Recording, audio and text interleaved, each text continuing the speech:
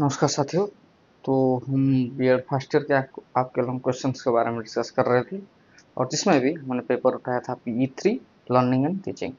और हम teaching profession unit 5 देख रहे थे। टीचिंग प्रोफेशन का एक बहुत ही इंपॉर्टेंट क्वेश्चन आज हम डिस्कस करेंगे जो पहले ही लिखा गया है importance and characteristics of teaching profession. Okay, teaching profession का क्या इम्पोर्टेंस है, उसका क्या कैरेक्टरिस्टिक्स है और है the characteristics of an effective teacher। Okay, characteristic of an effective teacher, ये खुद भी एक लंग क्वेश्चन है लेकिन मिला के पूछता है हर बार। Okay, what is teaching profession and explain the characteristics of an effective teacher, ऐसे भी आ सकता है या फिर कुछ भी। तो हमको जानना चाहिए हमारे जो हम एक प्रोफेशन में जाएंगे, टीचिंग प्रोफेशन में जाएंगे तो हमारे प्रोफेशन का हमको आइडिया होना चाहिए। ओके ओके, और ताकि हम यूजर रूप में वो काम कर सकें। सही है, तो चलिए शुरू करते हैं ये लोग question. Okay, importance and characteristics of teaching profession. Okay, introduction. Teacher teacher is the maker of man. Okay okay, teacher is the maker of man. एक शिक्षक ही किसी आदमी को बनाता है। ओके, उस राह पे लेके चला जाता है जहाँ पे वो सक्सेस होता है। सो हम हर हर किसी को एक टीचर, एक गुरु की जरूरत होती है ना। He is the founder of civilization. Okay, वही सिविलाइजेशन के, इस समाज के, ओके, वो फाउंडर है। सही है। No national and reconstruction is possible without the active cooperation and dedication of the teacher. Okay, कभी भी कोई भी नेशनल रिकंस्ट्रक्शन पॉसिबल ही नहीं है without the effect cooperation and dedication of the teacher. Okay, सही है। ये किसने कहा था? Sir John Adam. ओके, मेरा एक दरख्वास्त है आप सबसे, जब भी किसी का कोट हम लिखेंगे, ओके, तो हूबहू उन्होंने जैसा बोला है वैसे ही लिखेंगे। अगर आप इनमें चेंज करोगे तो नहीं हो सकता। इजी भी है। Okay, teacher is the maker of the man, he is the founder of civilization, no national reconstruction is possible without active cooperation and dedication of the teacher. Hope you understand this. Next, NP 1986 में क्या कहा गया है? ये intro है। Okay, teaching profession के बारे में हम जाएंगे, पहले थोड़ा सा समझ ले।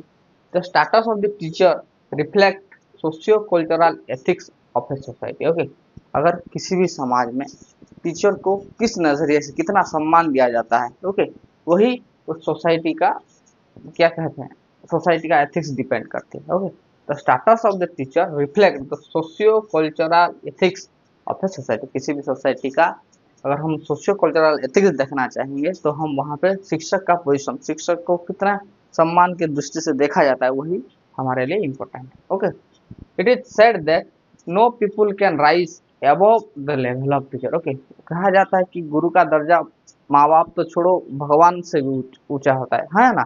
तो that no people can rise above the level of teacher. Teachers should have the freedom to innovate, to drive the appropriate method to communication and activities relevant to the need of community। okay, community के जरूरत के हिसाब से teacher खुद appropriate method of communication and activity को manage करे। सही है, यह कहा गया है NEP 1986 में। सो ये इंट्रो पार्ट आप थोड़ा लिख लीजिए, फिर हम टीचिंग प्रोफेशन के अंदर घुसेंगे। ओके, तो फिर अब समझते हैं टीचिंग प्रोफेशन है क्या। ओके, हमें तो भाई सीधा मतलब होता है टीचिंग प्रोफेशन मतलब कोई आता है, बच्चों को शिक्षा देता है, उनको ज्ञान देता है और अपना वही काम होता है। दैट्स द प्रोसेस ऑफ क्या, टीचिंग प्रोफेशन। और टीचिंग करना सिर्फ क्लास करना नहीं होता है। टीचिंग का मतलब बच्चे को हर तरीके की शिक्षा देना, उसको वैल्यू देना, उसको संस्कार देना, है ना। समझ में, उसी को ही धर्म का ज्ञान देना, मतलब बहुत सारी चीजें बच्चे को, ताकि बच्चा एक एक स्टूडेंट के तौर पे, एक नागरिक के तौर पे इवॉल्व हो सके सोसाइटी में, उसी को ही टीचिंग प्रोफेशन कहा जाता है। ओके, देखते हैं, पढ़ते हैं, समझते हैं। ओके, ये teaching profession is a systematic, ये वर्डिंग पर थोड़ा सा ध्यान दीजिएगा, बहुत सारी चीजों को मिला के ये डेफिनेशन में आया, तो इसीलिए it profession is a systematic, well discipline, well organized, well planned activity which require a body of specialized knowledge, level of skill, attitude, interest for a specific activity, उसी को ही प्रोफेशन कहा जाता है। ओके, किसी भी जॉब प्रोफेशन में आप अगर देखेंगे व्हाट इज प्रोफेशन, आप आप पुलिस सर्विस में है, और आप एक डॉक्टर हैं, आप टीचर हैं, लॉयर हैं, हर एक का एक एक प्रोफेशन होता है।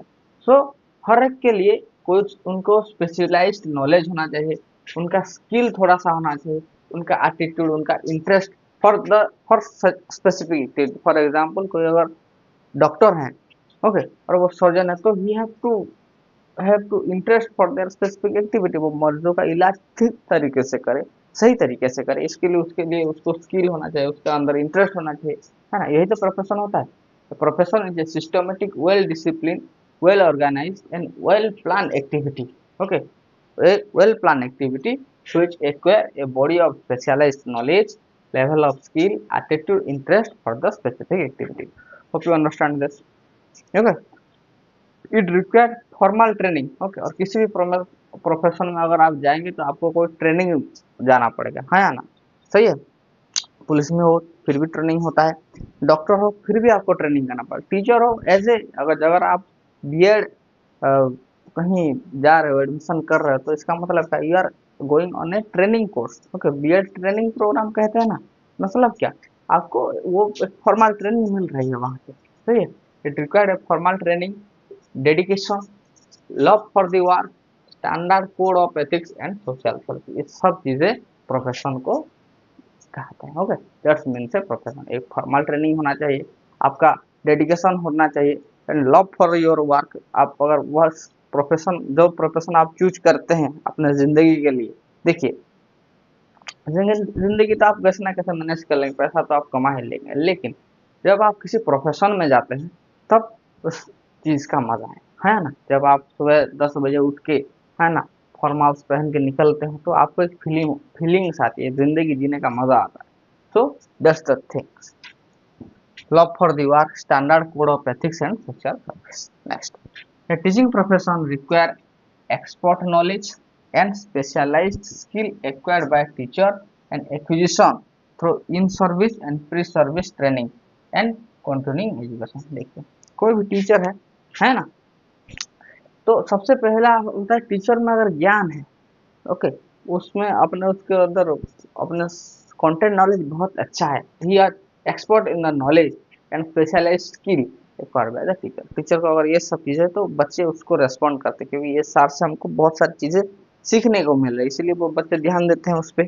और दूसरा क्या, and acquisition through in service, वो बहुत सारी चीजें इन सर्विस में और प्री सर्विस में। इन सर्विस मतलब जब सर्विस में जाने से पहले, उसी को in service, sorry, during the service, जो जो उनको ट्रेनिंग दी जाती है। जैसे कि आपने बचपन में सुना होगा कि आज ट्रेनिंग की छुट्टी हमको तो मिलती थी, जब हमारे स्कूल में क्या होता है, टीचर एक ही होते थे, क्योंकि बचपन में तो जब भी कोई ट्रेनिंग होता है टीचर को तो जाना पड़ता है ना, तो वो हाफ डे की छुट्टी कर देते, तो हम बहुत खुशी खुशी चले आते, अरे आज तो ट्रेनिंग छुट्टी है, ट्रेनिंग छुट्टी है। वैसे ही बहुत सैटरडे को बहुत आम होता था ये। Okay, that's the in service training. And pre service मतलब आपको ट्रेनिंग से पहले जो दिया जाता है, that's the pre service training. Okay, training and continuing education, और वो साथ ही साथ अपना पढ़ाई में भी आगे रहे। It call for a sense of professional responsibility for the education and welfare of the people in charge. Okay, it call for a sense of personal responsibility for the education, ये टीचिंग प्रोफेशन का अगर हम बात करें तो, and welfare of the people in charge. समझ में आया इसके, इसको लिखो, this is the teaching profession.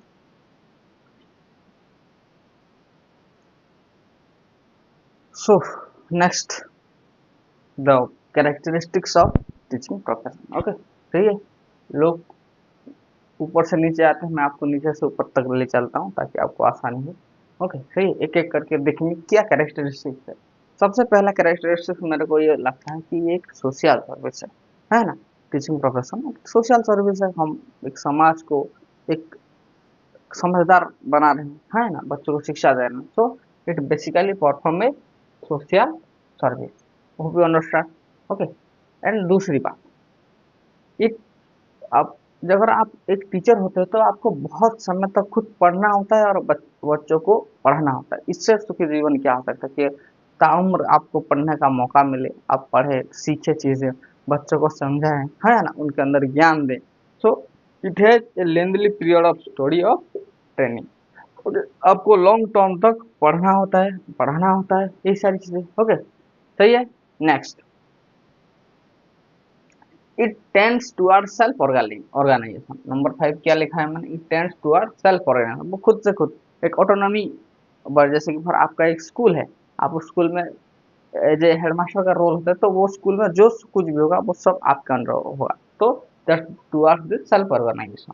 Next, it possesses an educationally and communicable technology. ये क्या करता है, एक it possesses an educationally and communicable technology by teaching profession. समझ में आया? तो बीच में से शुरू किया इसलिए आपको थोड़ा दिक्कत होगा, लेकिन आप एक एक पॉइंट, जो पॉइंट आपको पहले समझ में आया आप वही इसी पे फोकस करिए, ताकि आपको समझ में आए, आपको चीजें इजी लगे, है ना। देख next, it has A common code of ethics. Common code of ethics हमने पढ़ लिया है, नंबर 11, है ना। कुछ ना कुछ तो एथिक्स होते हैं टीचिंग प्रोफेशन में, कि हम स्टूडेंट के प्रति, कम्युनिटी के प्रति, पेरेंट्स के प्रति, सबके प्रति ये होंगे towards. It promote in service growth, और धीरे धीरे हमारा ग्रोथ भी होता है, promote in service growth. Next, it is based upon a systematic body of knowledge. Okay, it is based upon a systematic body of knowledge. Hope you understand this. Okay, educationally communication technology, self organization, it performs social service, study of training, degree of systematic body of knowledge, in service growth and common code of ethics. समझ में आया? Next, it transforms the raw material into a practical and definite end. Okay, जो चीजें देखिए, कोई book में कोई knowledge है, वो उस रॉ मटेरियल को लेके समझ के कैसे कि बच्चे उस चीजों को एक प्रैक्टिकलिटी के थ्रू समझ पाए, वो एक टीचर का काम होता है। तो transform raw material into practical and definite है। ये draw material from spectrum of science, science से बहुत सारी चीजें लेके वो बच्चे को सिखाते हैं। And it is an intellectual operation. Intellectual मतलब बुद्धि का विकास होता है ना, बच्चों का, सोसाइटी का, टीचर का, हर किसी का। That's the meaning. Okay, so this is all about what is teaching profession and the characteristics of teaching profession. कल हम इंपॉर्टेंस ऑफ टीचिंग प्रोफेशन देखेंगे। आप इतना लिख लीजिए अच्छे से, सही है।